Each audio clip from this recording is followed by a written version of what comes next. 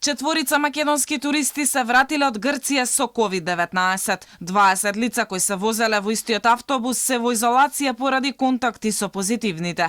Ова се последните бројки од Центарот за јавно здравје Скопје. Епидемиолошките анкети покажуваат дека лицата кои се позитивни и во изолација се помеѓу 17 и 18 годишна возраст. Тие биле на одмор во познатиот туристички центар Калитеја. Сите потврдени случаи се со стабилна клиничка слика. Изолацијата е направена според протоколот во зависност од контактите кои што ги имале. Тоа се млади луѓе кои што биле на летување во Грција. Се забавите таму, предпоставувам дека се одвивале онака како што се одвивале.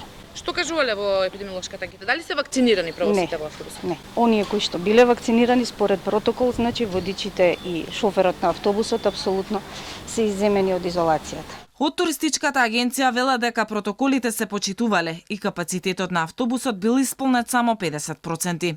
Епидемиолозите во меѓувреме апелираат на што помасовна вакцинација, за да се избегне лошо ковид сценарио на есен. Значи нормално е дека апелот ќе се насочи кон тоа да се зголеми бројот на лицата кои што ќе се вакцинираат, затоа што сега во моментов само тоа не е единствениот знаен начин за заштита од заболувањето. Мерките во поглед на носење на заштитни маски во затвори простори исто така мора да се почитуваат.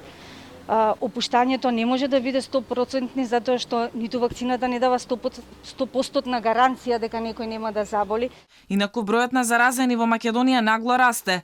Во последните 24 часа се регистрирани 36 ново заразени. Починати нема. Скопје и Тетово и натаму се со најголем број на активни случаи, но порастот на заразени не ги загрижува здравствените власти.